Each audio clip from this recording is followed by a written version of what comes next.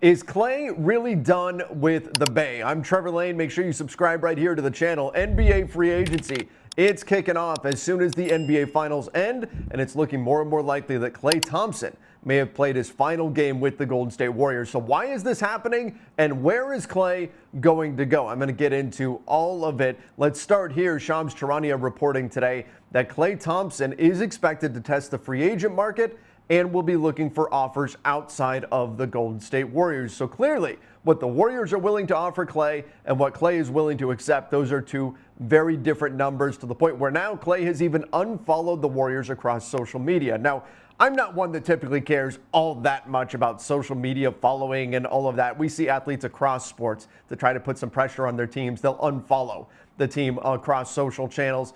I tend to not read too much into it, but just with everything going on here, there's so much smoke.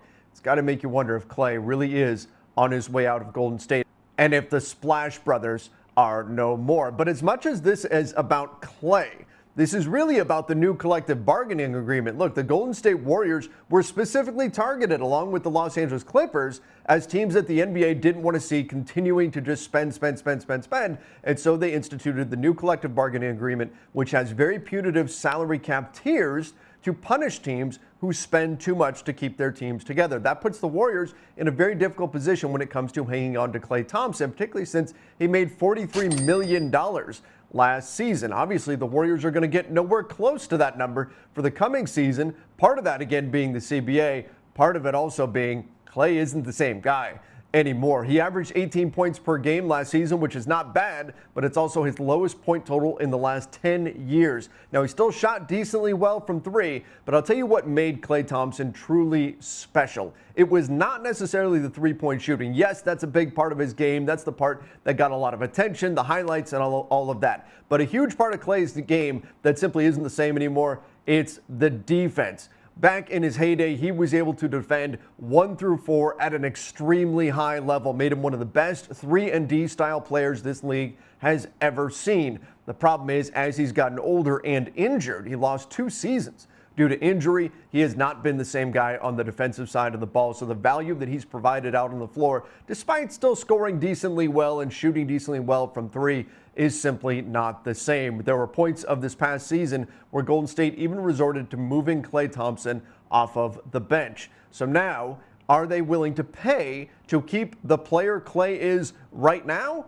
It looks like that is very much in question. And if you're Golden State, sometimes you hit this point. It's awkward. It's not a pleasant spot to be in. Klay has meant so much to that Warriors organization, but particularly in this new salary cap reality, if they want to try to maximize however many years Steph Curry has left, they may need to part ways with Klay. So where could he ultimately wind up? Let's not forget, he's kind of been preparing for this. He spent those final few moments of his 0 for 10 shooting performance against the Sacramento Kings in Golden State that saw them get bounced in the play-in tournament.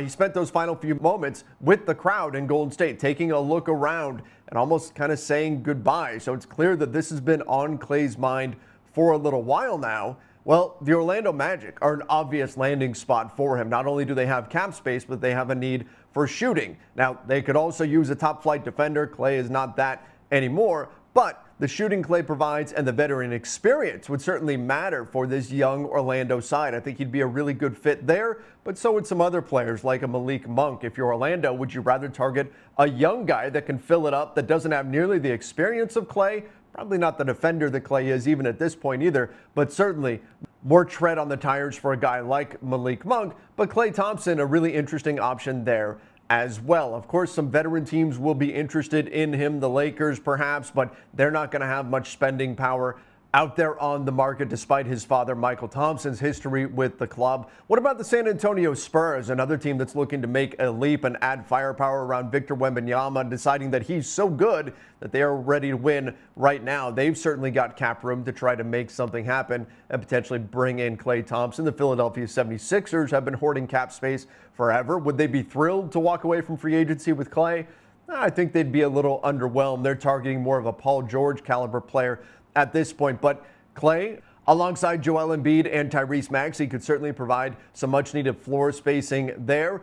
But I think what it really is going to come down to for Klay is what's going to be the most important thing for him. Is it going to be a shot at winning, or is it going to be that next paycheck? For example, the Spurs are an intriguing option, but even with Klay, are they truly ready to win a championship right now? Probably not. The same can be said of the Orlando Magic. Now, the 76ers, maybe the Oklahoma City Thunder, another team that could certainly buck that trend and provide the best of both worlds, the ability to pay Klay Thompson plus a shot at winning. But a lot of the teams that do have cap space are not in a position right now to necessarily compete for a championship. So that will be a difficult decision for Klay should things not work out with Golden State. Again, he has unfollowed them on social media, and a lot of his comments since not getting an extension done with the Warriors sound like this may be it for Klay, the end of the Splash Brothers. We don't want to talk about the season first. You want to talk about the future? There was a lot of games played, man. That was a pretty big accomplishment. What's up with y'all not wanting to live in the present, bro? It's ridiculous. We'll see. Again, NBA free agency officially kicks off the day after the finals end, so this could be happening very, very quickly. We can get a read on what's going to happen with Klay Thompson and the Golden State Warriors. But everybody let me know in the comments section. Number one, do you think Klay is going to leave? Number two, where's he going to land? And three, how much is he going to get paid? How much would you be willing to give Klay Thompson at 34 years old in this market? Let me know in the comments section. Till next time, everybody. See ya and stay safe.